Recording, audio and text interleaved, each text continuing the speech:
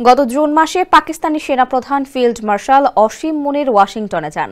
সে সময় president Donald Trump white হাউসে তাকে মধ্যাহ্নভোজে আমন্ত্রণ জানিয়েছিলেন, যা সাধারণত রাষ্ট্র বা সরকার প্রধানদের করা হয়ে থাকে।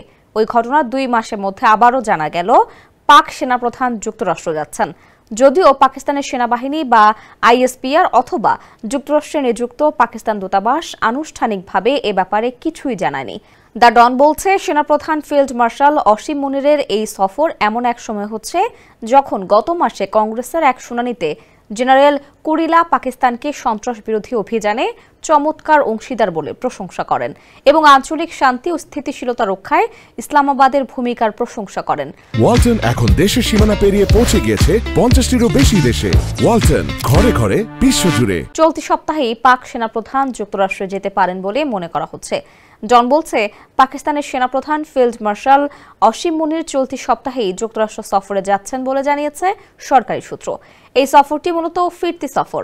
গত জুলাইয়ের শেষ দিকে মার্কিন সামরিক বাহিনীর সেন্ট্রাল কমান্ড সেন্টকমের প্রধান জেনারেল মাইকেল এরিক কুরিলার পাকিস্তান সফরের পর ফিরতি সফরে তিনি যুক্তরাষ্ট্র যাচ্ছেন।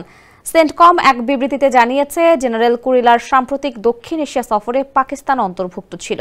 সেই সফরে পাকিস্তান সরকার তাকে নিশানি ইমতিয়াজ খেতাবে ভূষিত করে।